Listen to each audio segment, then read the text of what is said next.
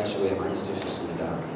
정말 또 빨간색 딱 입으니까 연말이 딱 다가온 것 같아요. 그죠? 생탄 색깔이 너무 곱습니다. 아까 특송 연습할 때는 그렇게 잘하지 못했는데 막상 할 때 보니까 굉장히 잘하시네요. 장로님의 존재감이 확 드러나는 순간이 있어요. 장로님이 끼고 안 끼고가 그렇게 차이가 나는지 몰랐어요. 우리 장로님 마이크를 딱 잡고 보니까 그냥 다른 분들이 다 같이 힘 합쳐서 감사합니다. 아까 찬 특송인기 연습하는데 보니까 편안하게 부르려고 그러는 것 같아. 키를 낮춰달라, 높여달라. 편안하게. 저도 찬양하면서 늘 유혹이 뭐냐면 편안하게 부르고 싶어요. 편안하게. 편안하다는 건 무슨 뜻인 줄 아시죠? 진짜 편한 건가요? 내 마음대로 하는 거예요. 내 마음대로 하는 것만큼 편한 게 없어요. 내 마음. 그게 편안한 거예요. 그게 편안한 거죠. 내가 하고 싶은 대로 내 마음대로.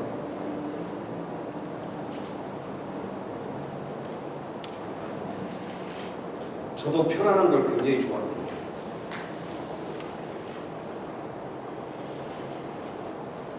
저희 집사람하고 저하고 다툴 일이 별로 없는데 다투는 것 중에 하나가 뭐냐면 옷 입는 것 때문에. 오늘도 오면서 혼소했습니다. 이 복장이고 괜찮아요? 그 집사람은 왜 당신 그렇게 입고 가냐는 거야. 왜 편안하게 그렇게 입고 가냐는 거야. 여기에 넥타이를 매야지. 그것 때문에 또 한동안 그렇게 하고 있어요. 편안해요. 근데 생각해봤어요. 다음에 혼신 예배 때는 꼭 내가 넥타이 매야겠다. 특별히 오늘 사람 이렇게 보니까 다 이렇게 빨갛게 싹 유니폼을 이렇게 입고 정성스럽게 준비하는데 목사인 나도 좀 불편해도 넥타이를 딱 매고 이렇게 정성껏 하는 게 필요합니다. 괜히 나 편한 것만 생각하다가 회개했어요. 편한 건 굉장히 좋아요. 그죠? 내 맘대로 하고 내가 하고 싶은 대로 하니까. 그러나 그 편안한 삶이 결국 우리에게 행복이나 우리에게 진정한 축복을 전해주지 못해요. 사람 한번 생각해 보세요. 편안한 것만 찾아가는 삶을 한번 생각해 보세요. 그 삶 가운데 뭔가 형통한 삶이 이루어지겠어요? 아이들이 공부하는 게 편안해요? 노는 게 편안해요? 노는 게 편안해요. 근데 아이들을 편안하게 키우면 안 돼. 그 아이에게는 장래가 없어요. 그래서 편안하게 아이들을 키우면 안 돼요. 다른 얘기로 하면 오늘날 우리들이 신앙생활도 편안하게 하면 돼, 안 돼? 안 돼요. 오늘날 현대인들 그리고 많은 기독교인들이 너무 편안한 신앙생활을 하려고 해요.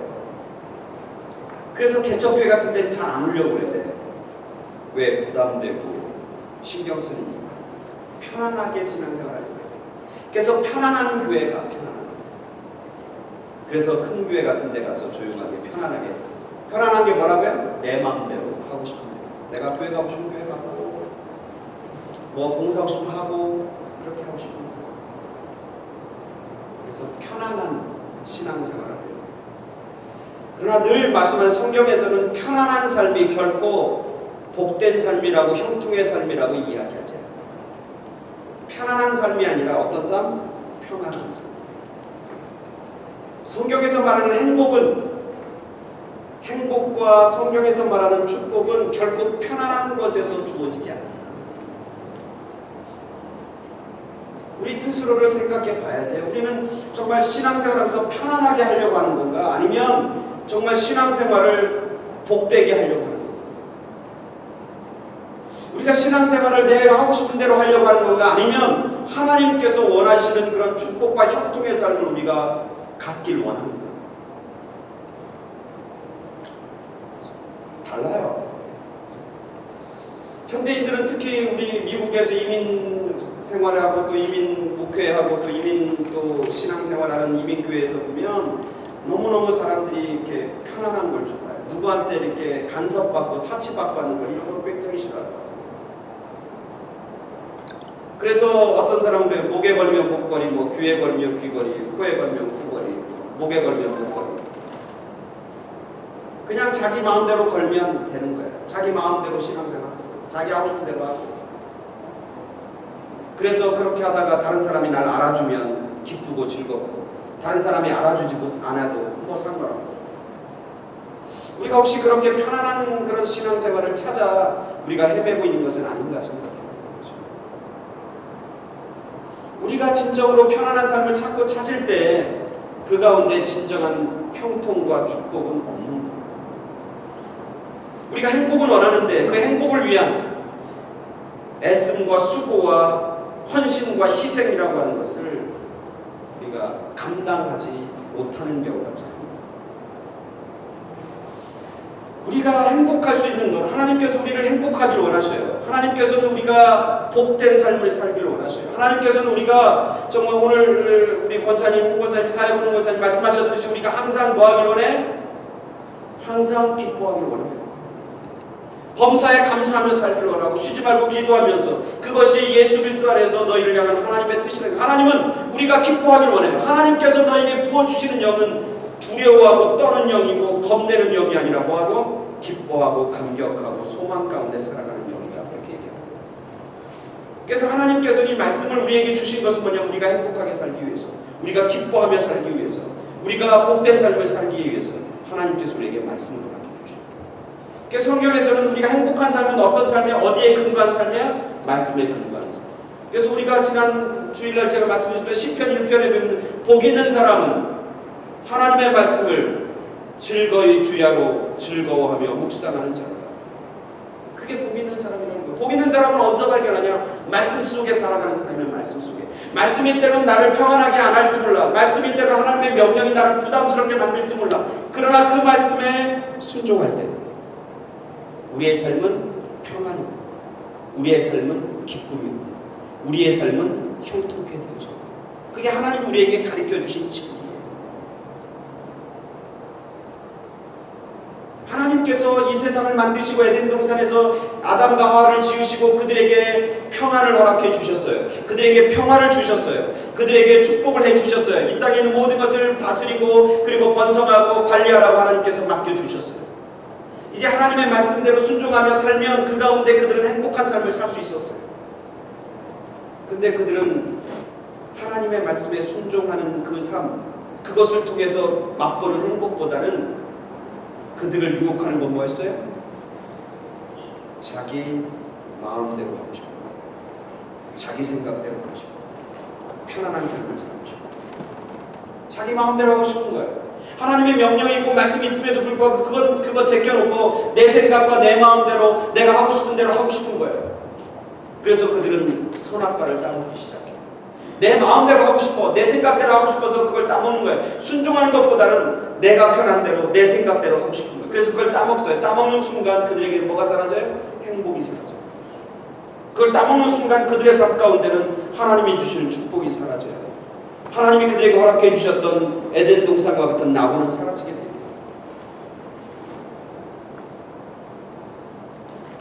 그래서 우리가 부담스럽지만, 그래도 우리가 힘들지만 하나님 말씀 안에 순종하고 그 말씀 가운데 말씀을 붙잡고 살아가는 그 삶이 축복의 삶이고, 그 삶이 우리 가운데 진정한 기쁨과 복된 삶인 것을 성경은 우리에게 가르쳐주고 있는 거죠.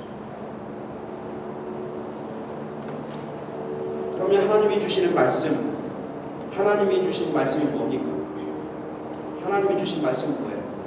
성경에 많죠. 하나님의 말씀 엄청나게 많아요. 이 하나님의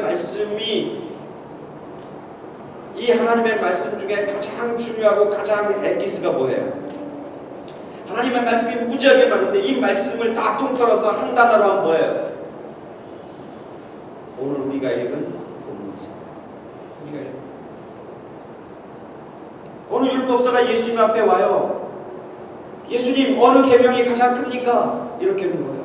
여기서는 이렇게 묻지만 누가복음에는 어떤 젊은 율법사가 와서 얘기합니다. 내가 어떻게 해야 영생을 얻고 내가 어떻게 해야 하나님의 축복을 받을 수 있습니까? 내가 어떻게 해야 하나님의 나라에 들어갈 수 있습니까? 그렇게 묻는 거예요. 행복하길 원하는 거예요. 영생하길 원하는 거예요. 복된 삶 살길 원하는 거예요. 그래서 하나님 앞에 묻는 거예요. 예수님 앞에. 어떻게 살아야 합니까? 그때 하나님께서 얘기해요. 성경 말씀에 뭐라고 돼 있냐? 하나님 말씀에 뭐라고 돼 있냐? 율법은 뭐라고 돼 있냐?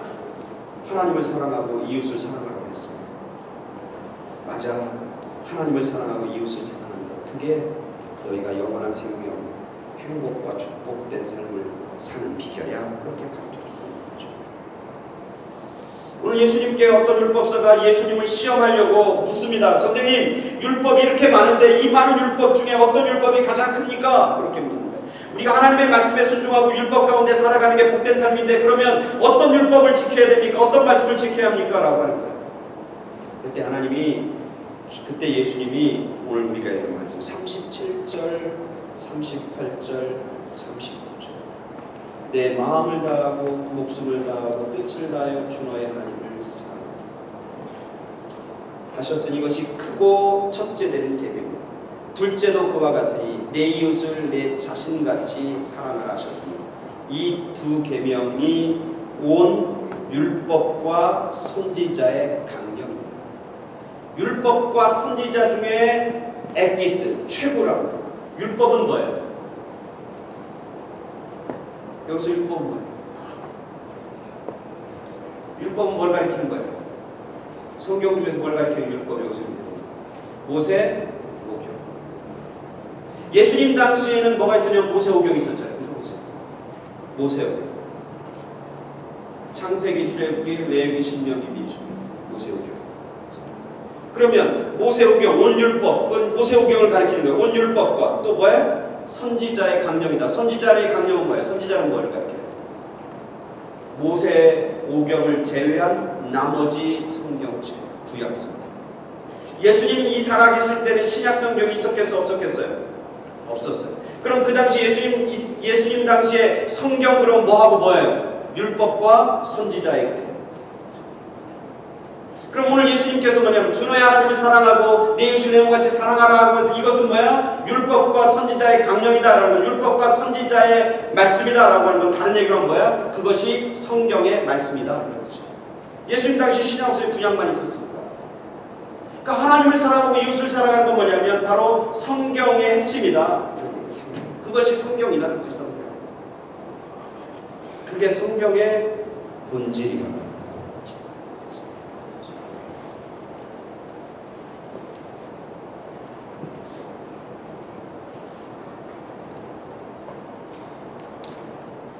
어느 초등학교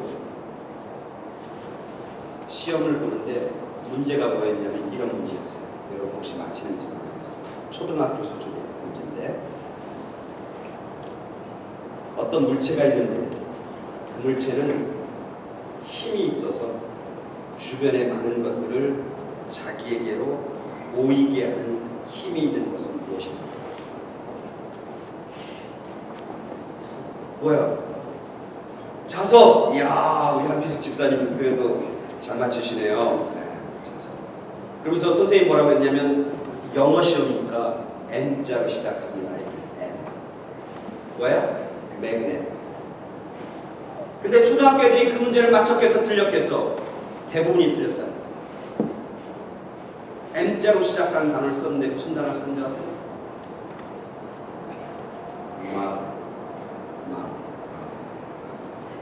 애들에게 있어서 무엇인가를 끌어당기는 힘, 무엇인가를 이렇게 오게 만드는 힘은 누구에게 있는 거냐면 엄마에게 있었다. 그래서 마더라고 하나님이 말하는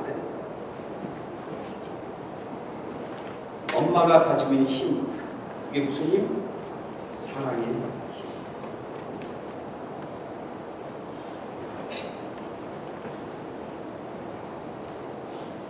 새 아이를 둔 엄마가 있었어요.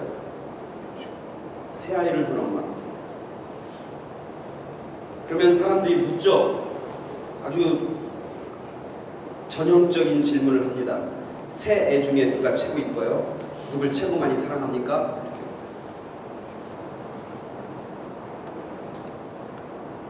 그때 그 엄마는 그런 얘기를 했다고 해요.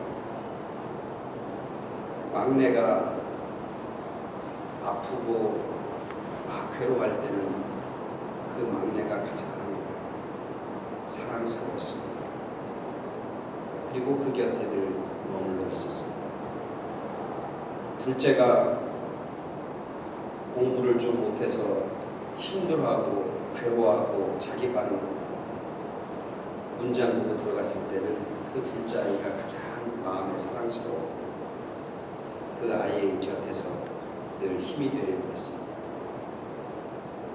큰애가 크면서 사춘기를 하고 외로워하고 힘들어할 때 그때 그 첫째가 가장 사랑스러워 그 아이의 친구가 되려고 애썼습니다. 그렇게 대답해요. 그게 사랑이 가지고 있는 어머니의 사랑이 가지고 있는 힘. 사랑 그러면 우리는 추상적으로 생각해요. 여러분 사랑 여러분이 마음속에 사랑하는 그 누군가가 있어요? 사랑하는 누군가가 늘 보고 또 봐도 또 보고 싶은 사람. 그게 사랑의 대상. 보통 할아버지 할머니들에게 누구예요? 손자 손녀. 지갑 속에 늘 넣고 다니고 셀로폰 속에 늘 사진 찍고 다니고 기회가 되면 어떻게든 그거 보여주려고 기회만 보고 있다가 때가 되면 보여주고 또 보고 보아도 아깝지 않고 지겹지 않고 그게 사랑이에요. 그게 사랑. 우리가 하나님 사랑한다 그런 거예요. 내가 내 손주를 보고 싶듯이 내가 뼈가 부러지고 허리가 아파도 그래도 또 보고 싶고 또 안아주고 싶고 그런 것처럼 예수님 사랑한다 그럼 그런 거예요. 예수님 자꾸 보고 싶고 또 보고 싶고 보고 싶어도 보고 싶고 주어도 더 주고 싶은 거 그게 사랑이잖아요. 같이 있고 싶고 또 있고 싶고 잠깐 헤어지는데도 그렇게 속상해하고 언제 또 보나 사람들은 얘기해요. 뭐 그거 잠깐 보려고 그렇게 먼 데까지 가냐고 그거 잠깐 보려고 뭐 그렇게 많은 어떤 비용을 드냐고 그래도 그거 다 시간 들이고 자기 비용 다 들여서 가도 한번 얼굴 보고 오면 그렇게 신나고 그게 사랑이에요. 우리는 사랑 그러면 굉장히 추상적으로 생각하는데 그게 사랑이란 말이에요. 그래서 그냥 같이 있기만 해도 좋고 늘 생각하고 걔가 지금 뭐 하고 있을까? 걔는 지금 뭘 하고 있을까? 걔는 지금 뭘 좋아하고 있는데 그러면서 걔가 좋아하는 거 뭐가 있으면 그거 그냥 사서 모아놨다가 막 주고 싶고 갖다 주고 싶고 그래도 또 올 때 보면 다음에 올 때는 더 많이 갖고 와야지 그렇게 생각해요. 시편 기자는 이런 고백을 해요. 뭐라고 하냐면 내가 다른 곳에서 부귀 영화를 누리는 것보다 내가 다른 곳에서 떵떵거리고 사는 것보다 내가 성전에 와서 성전에 멀로 있는 게 족하다고 내가 성전에 문지기로 있는 게 좋습니다. 그게 사랑이라니까. 다른 데 가서 막 떵떵거리고 다른 데 가서 막 신나도 성전에 와서 하나님 사랑하는 그 하나님 앞에서 초라한 문지기 같은 일과를 한다 할지라도 거기 와 있는 게 나에게는 행복이고 기쁨이다. 왜 그래? 사랑하니까. 사랑의 노예니까. 그게 마음과 목숨과 끝을 다해서 충어야 하는 삶.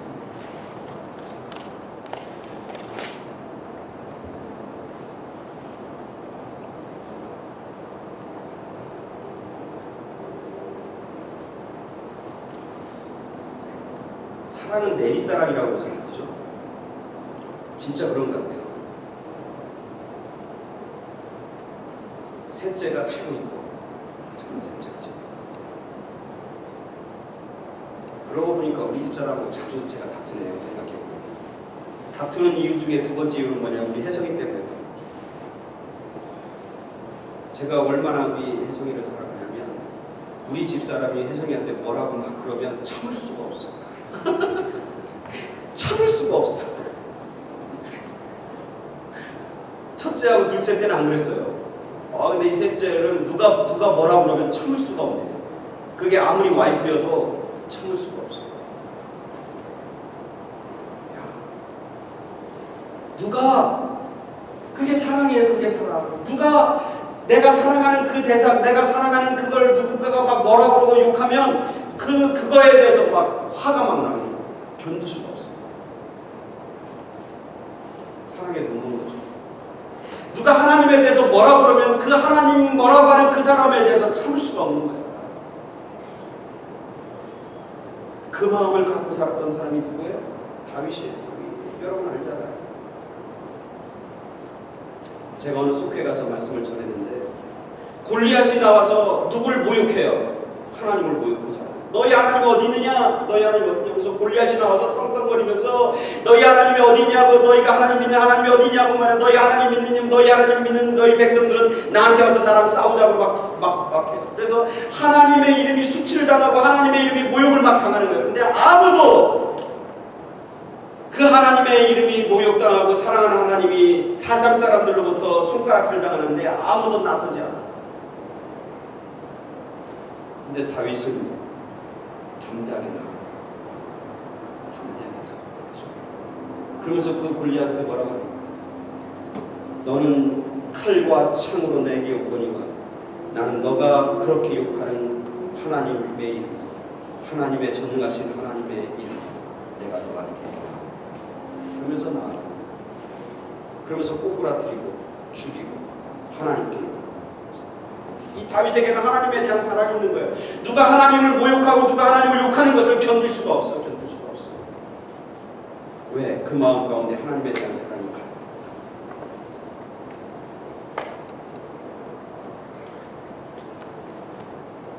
여러분은 하나님에 대한 그런 사랑이 있어요. 그게 우리가 믿음 생활하고 신앙 생활하는 문제고 성경이 가리키는 진리는 하나님을 그렇게 사랑해요. 하나님이 사랑합니다. 하나님이 사랑합니다. 내 마음과 내 뜻과 내 목숨을 다 바쳐서 하나님 당신을 사랑합니다. 내가 다른 세상 사람들, 내가 아무리 사랑하는 사람이라 할지라도 그 사람보다 하나님 내가 당신을 더 사랑합니다. 하나님 앞에 나오는 게 너무너무 기쁜 거예요. 하나님 앞에 나와서 예배드리는 게 너무너무 기쁜 거예요. 하나님 앞에 나와서 하나님을 찬양하고 찬송하는 게 너무너무 신나는 거예요. 그래서 찬송가를 불러도 더 부르고 싶어요. 왜? 하나님 사랑하니까. 사랑하는 사람은 자꾸 이름을 부르고 사랑하는 사람 자꾸 보고 싶어 하듯이 하나님 앞에 성전에 나와서 하나님 만나고 하나님을 찬양하고 하나님이 주신 은혜를 노래하고 찬송하고 하나님의 이름 앞에 찬송하고 찬양하는 것, 그것이 얼마나 기쁘고 얼마나 감격스러운지. 불러도 더 부르고 싶어. 그런 주님에 대한 마음. 그래서 우리가 찬양할 때 크게 불러야 합니다. 열심히 불러야 합니다. 부르면서 가슴으로 부르고, 부르면서 우리가 영으로 부르고, 부르면서 우리의 마음으로 불러야 합니다. 조금 모르고 그래도 괜찮아. 조금 틀려도 괜찮아. 열심히 부르고 찬양 열심히 해요. 왜? 사랑하니까. 사랑. 예배 드리는 것도 열심히 해요. 일찍 와서 준비해가지고 하나님 앞에. 왜? 사랑하니까. 사랑한 사람 보고 싶은데 늦을 수가 있나요? 사랑한 사람 보고 싶은데 마음이 벌써 가 있잖아요. 그런 마음으로 우리가 하나님을 만나고 하나님을 대하고 하나님을 예배하고, 그것이 우리의 신앙생활의 본질이라고. 우리 신앙의 본질. 하나님 앞에 드릴 때도 정성껏 드리고, 우리 사랑하는 사람에서 뭐 주고 또 줘도 또 주고 싶고 더 주고 싶고 더 드리고 뭔가 더 드릴 게 없나 그러는 마음처럼 하나님 앞에 드리는 것이 단지 형식이 아니라 드리고 드려도 주님 부족합니다라고 하는 그 과부처럼, 주님 죄송합니다, 이거밖에 못 드립니다, 더 드리고 싶어야 되는데 더 드려야 되는데 드릴 것이 이거밖에 없군요 라고 하는 마음을 가지고 우리가 하나님 앞에 감사하면서 드리면 사랑을 가지고 그걸 하나님이 기뻐하시. 하나님이 돈이 없어서 헌금하라고. 그래서 헌금도 정성스럽게 준비하는 게 필요합니다. 그래서 가능하면 토요일 날 저녁에 예배를 위해서 기도하면서 준비하면서 헌금을 미리 준비해서 딱 헌금 목대에 넣어놓고, 이 한 주간 지났던 감사한 얘기, 하나님 은혜 받은 거, 하나님 사랑하는 거, 그거 다 적어놓고 딱 준비했다가 그거 가지고 달려나오는 그 마음, 그게 사랑의 마음이에요. 하나님 사랑합니다. 어떻게 사랑합니까? 내 마음을 다하고 정성을 다하고 내 뜻을 다해서 하나님 사랑합니다. 내가 무엇을 하든지 하나님 당신 생각하며 합니다. 내가 무엇을 내 마음대로 하지 않고 하나님 앞에 묻고 하나님이 뭘 기뻐하실까, 하나님이 뭘 좋아하실까 생각하면서 내가 행동하고 말합니다. 하나님, 내가 하나님 앞에 만나고 싶어서 주일날 올 때마다 내가 열심을 다해서 최선을 다해서 일찍 와서 하나님 앞에 무릎을 꿇습니다. 하나님을 찬양하는 것, 내가 열심히 최선을 다해서 하나님 찬양합니다. 하나님 은혜와 사랑에 감사해서 내 마음 드리고 또 드리고, 그래도 부족한 것 뿐인 그 마음과 정성 가지고 하나님 앞에 감사하며 하나님 앞에 드리고, 그게 하나님을 사랑하는 마음, 마음을 다하고 목숨을 다하고 뜻을 다하여 주님 하나님을 사랑. 그 사랑하는 그 사람이 행복한 사람이죠. 사랑하면 행복합니다. 사랑하면 신납니다. 사랑하면 두려움이 없습니다. 사랑하면 모든 것을 참습니다. 사랑하면 버틸 수 있습니다. 사랑하면 이길 수 있습니다. 사랑하면 고난도 뚫을 수 있습니다. 우리가 하나님을 사랑하는 것은 그만큼 우리의 믿음과 신앙의 길, 본질, 그리고 두 번째는 첫째와 같는데 그게 이웃을 사랑하는 것. 이웃이 누굽니까? 묻습니다. 그럼 내 이웃은 누굽니까? 그렇게 묻는 젊은 율법사에게 예수님께서 무슨 얘기를 해요? 선한 사마리아인의 비유. 그러면서 마지막 선한 사마리아의 비유 결론에 뭔지 아세요? 그 강도 만난 사람의 이웃, 누가 강도 만난 사람의 이웃이 되겠느냐? 자비를 베푼 자, 사랑하는 자가 이웃이 되는. 이웃을 사랑하라는 것은 뭐냐면 이웃에게 사랑을 가지고 다가가라는 거예요. 우리는 이웃이 누구냐? 내가 사랑할 만한 이웃이 누구냐? 그러면서 찾습니다. 나하고 수준이 비슷한 사람, 내가 사랑할 만한 사람. 하나님, 내가 내 이웃을 사랑합니다. 누굴 사랑하냐? 예, 누구 사랑합니다. 그렇게 우리가 쉽게 얘기할지 몰라요. 그러나 이 이야기는 내가 사랑하고 싶은 사람들 몇 사람을 사랑하는 얘기가, 이것은 나의 사랑과 도움이 필요한 사람들, 내 자비와 마음이 필요한 사람들, 그 사람들의 이웃이 되어 주어라. 내 마음대로 내 생각대로 이웃을 고르는 게 아니라 내가 힘든 사람들의 이웃이 되어 주는 것, 내가 나의 것을 희생하는 것, 내가 그 자리에 가는 것, 내려가는 것, 그것을 내 이웃을 내 자신과 같이 사랑하라고 하는 말씀입니다. 오늘날 많은 교회와 성도들이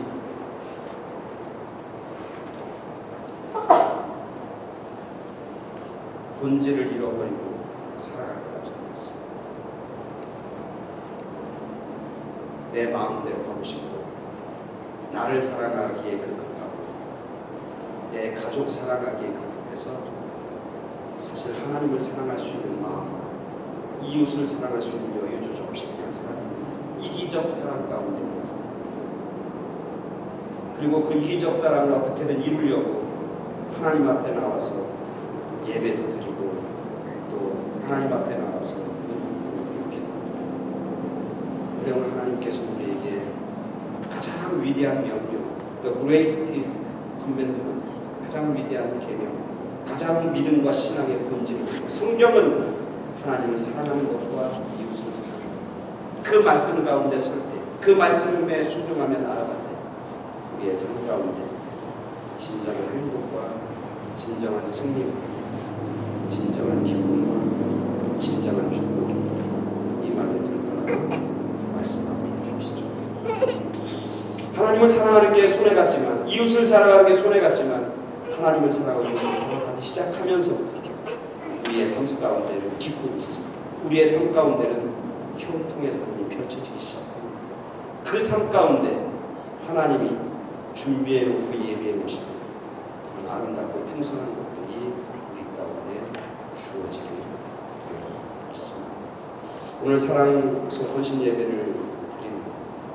이 사랑 속 속회원들뿐만 아니라 여기 있는 우리 모두, 우리 새생명교회 있는 모든 성도들이 정말 우리의 신앙과 믿음의 본질, 가장 중요한 게 뭔가, 이 성경을 통틀어서 하나님께서 원하시는 것이 뭔가,